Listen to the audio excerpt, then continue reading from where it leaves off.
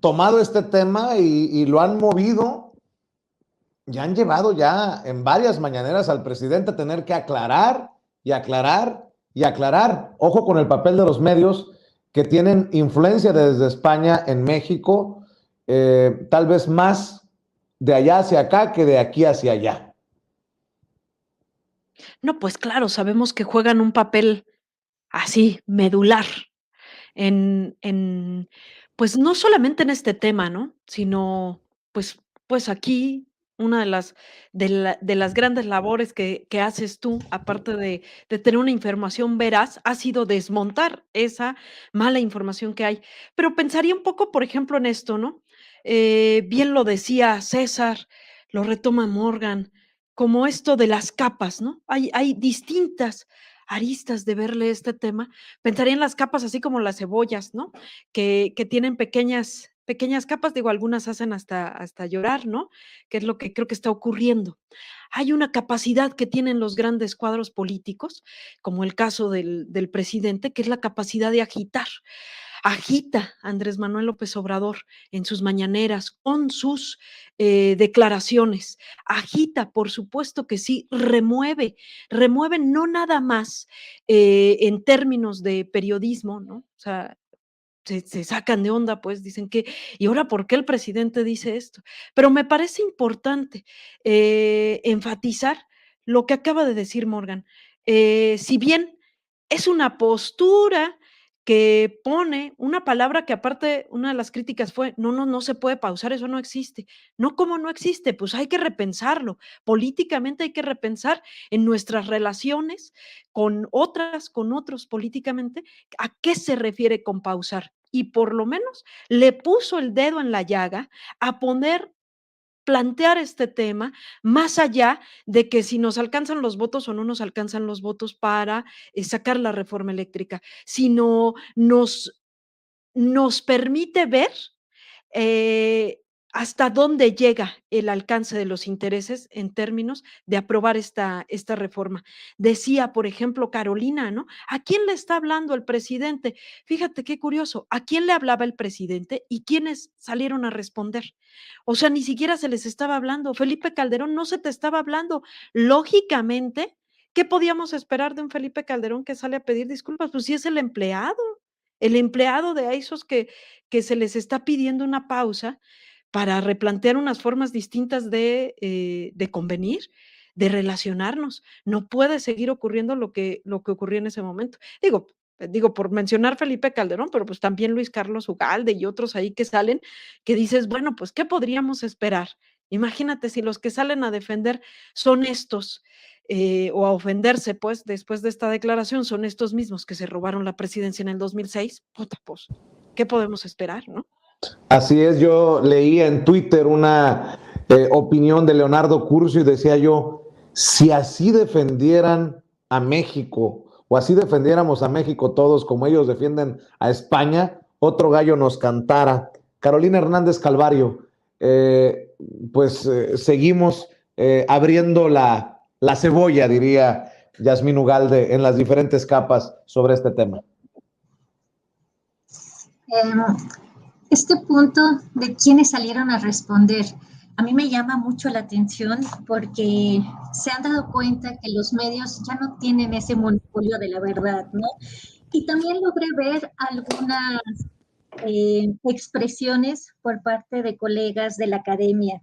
Y aquí me gustaría compartir la paradoja que encontré.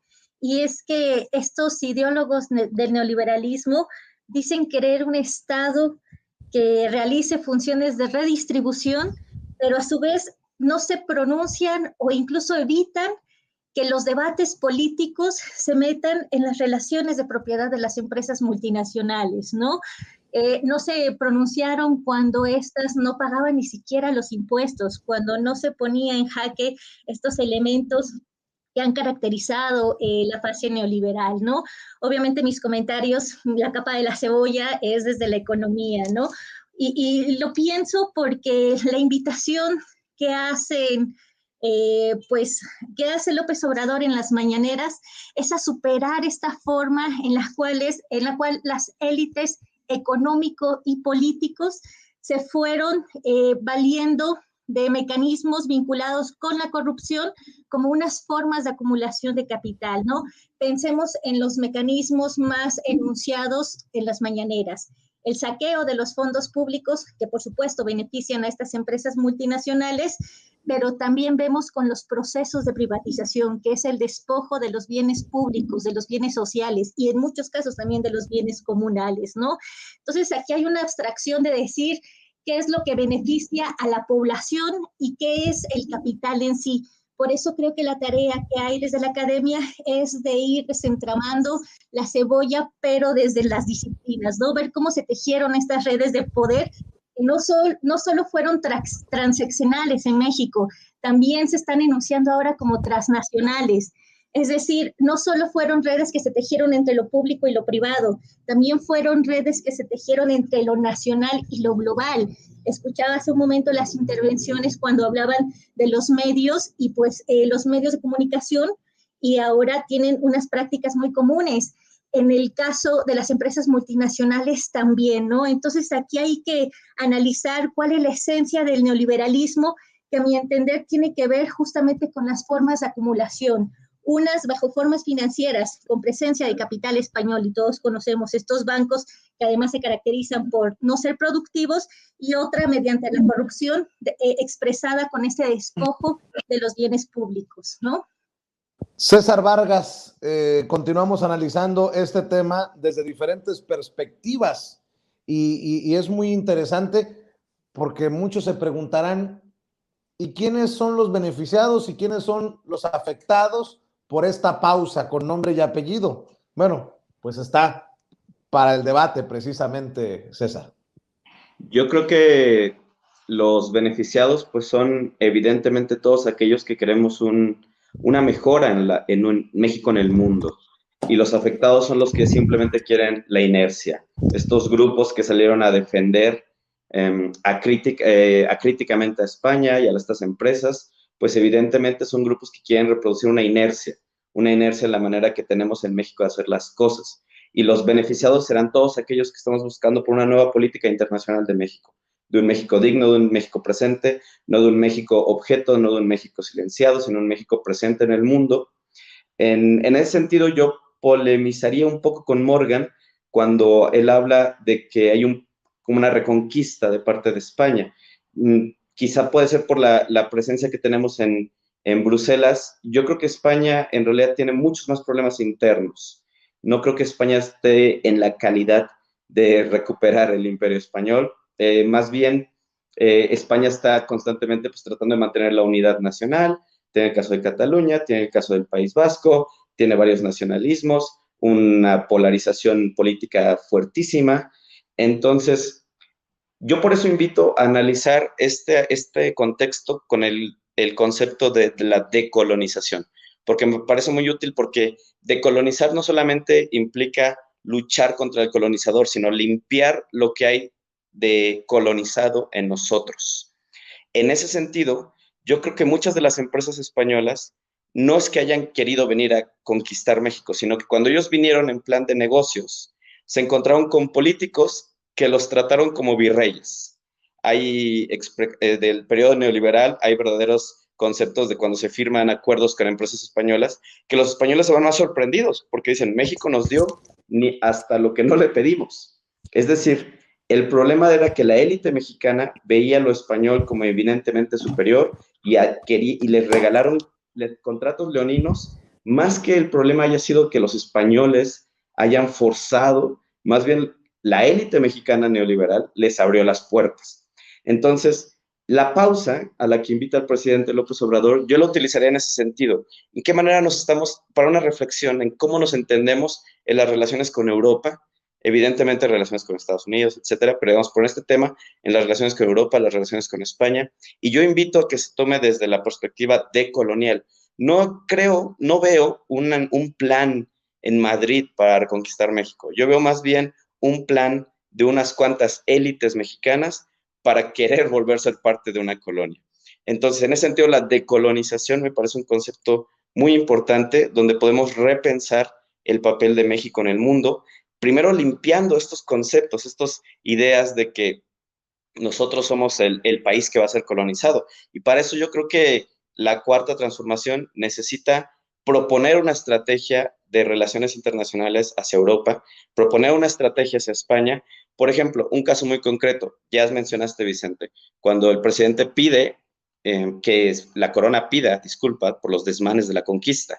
La corona ni respondió, evidentemente, son unos arrogantes. Son unos arrogantes que viven en su propia burbujita, y en España hay mucha gente que te lo va a decir. Pero, por ejemplo, el Parlamento catalán sí pidió disculpas.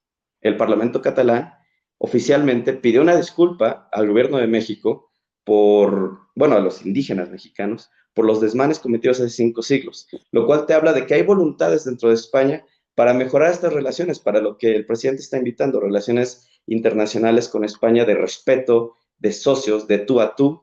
Y yo creo que en ese sentido, eso fue una bolita, por ejemplo, un pase a gol que tiró el Parlamento catalán, que México no lo tomó. Buscar hacer alianzas con los grupos dentro de España que tampoco quieren que se continúe una monarquía o estas prácticas de corrupción. Entonces yo creo, como hemos dicho, hay varias capas, y yo invito a que lo veamos desde el tema de la decolonización. No es España mala, México bueno, sino también qué tenemos dentro de nuestra forma de ver, de relacionarnos con los demás, que luego hace que se reproduzcan estas prácticas neocoloniales.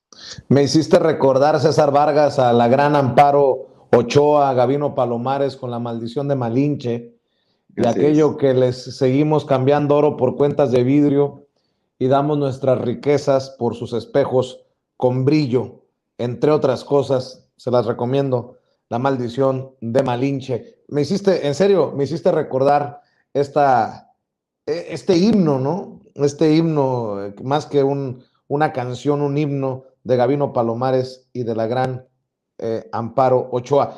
Morgan, pues ahí está, decolonizar, dice César. ¿Cómo ves? Estoy de acuerdo, digo, definitivamente está interiorizada una visión del mundo, una mentalidad, tanto en ellos como en nosotros, ¿no? Y a eso se refiere el concepto. Ellos es un decir, ¿no? No quiere decir que todo el pueblo español piense así, ni que todo el pueblo mexicano piense así, pero sí es una generalidad. Hay una visión desde allá de superioridad, y aquí de inferioridad, y bueno, ya lo dijo, ¿no, César? Pero yo quiero matizar el concepto, ¿no?, de reconquista. Definitivamente, pues no es que necesariamente esté orquestado en ese sentido, ¿no? Desde ahora sí que el gobierno, las grandes empresas, pero lo que quiero decir es que se han beneficiado profundamente en las últimas décadas.